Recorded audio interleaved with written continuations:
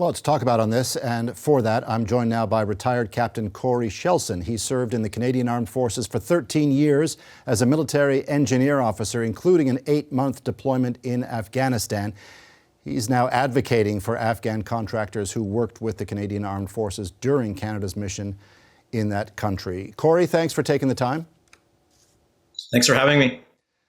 The federal government today confirmed that family members in Afghanistan of interpreters who are now here in Canada are not eligible under the special resettlement program. I wonder what your thoughts are on that.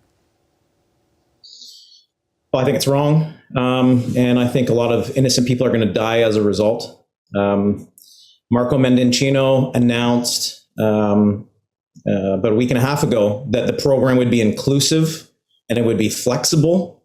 And we didn't get that. What we got was exclusive and rigid.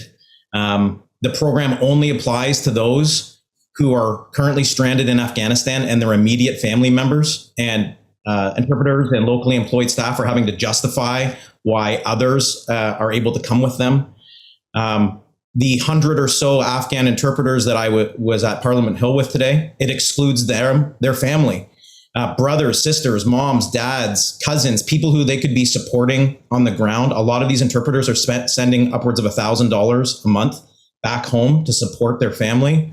And these people are being hunted down. I was speaking with one interpreter today that said, although he was able to get evacuated from where he was into a safer area to await his flight, as of this morning, there's a Taliban checkpoint right out front of his home, back where a group of us were able to, get him out of.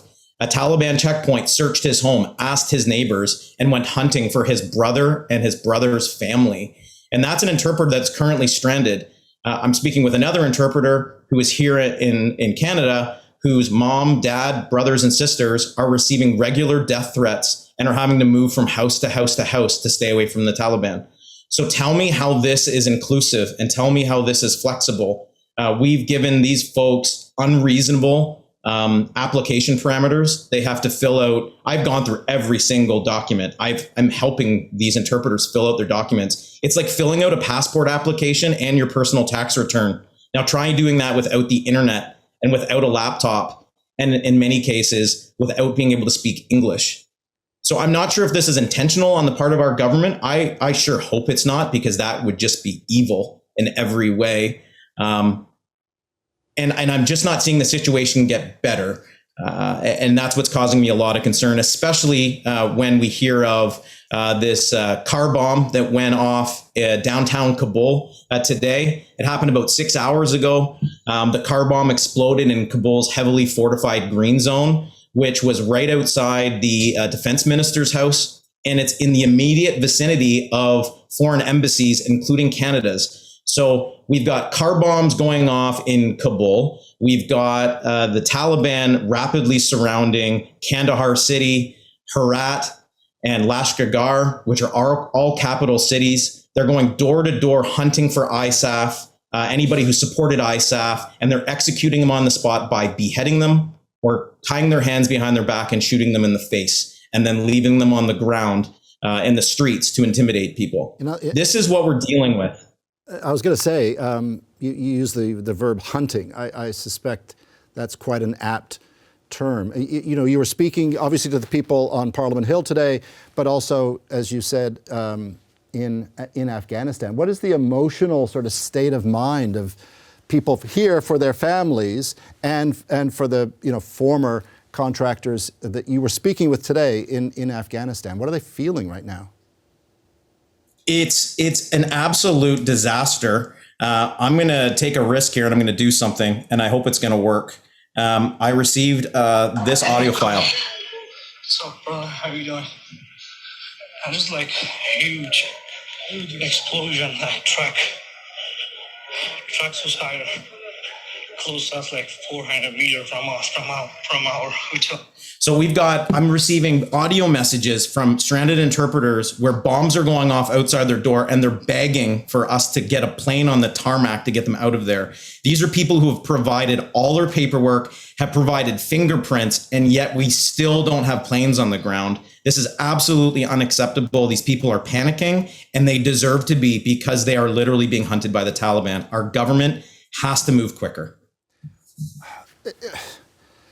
That's a lot to digest, I've got to say. I mean, is there a timeline here? I mean, how I guess it's self-evident in everything you've said, but I mean, is this, like, how quickly do they have to get out, given what is happening in Kabul today? And I guess throughout the place seems like it's on fire, you know?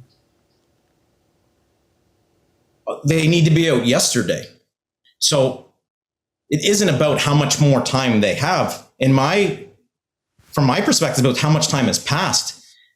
It was 11 days ago that the federal immigration minister, Mr. Marco Mendicino, gave what I consider to be a fantastic speech, a real home run. We're going to save the Afghans. We're going to bring them all here. I toasted a beer that night and said, well done. We finally got through to them. They're taking action. 11 days, nothing has happened. Not a plane has landed on the ground, and we're forcing these people to fill out paperwork. It was 15 days prior to that, so 26 days ago, that 3 former task force commanders, General Milner, General Fraser, and General Thompson, wrote an open letter to Minister Mendicino asking for the immediate evacuation of Afghan interpreters. 26 days have passed. We've been asking for immediate evacuation for 26 days. When I say we need to get planes on the tarmac, I don't mean next week. I don't mean in a few days. I mean tonight. I mean tomorrow. I don't understand what else we as veterans who are speaking with the individuals on the ground have to say. Or maybe it doesn't matter what we say. Maybe it doesn't matter how hard and how loud we try and how loud we scream. It doesn't matter what we say. Maybe our government isn't listening.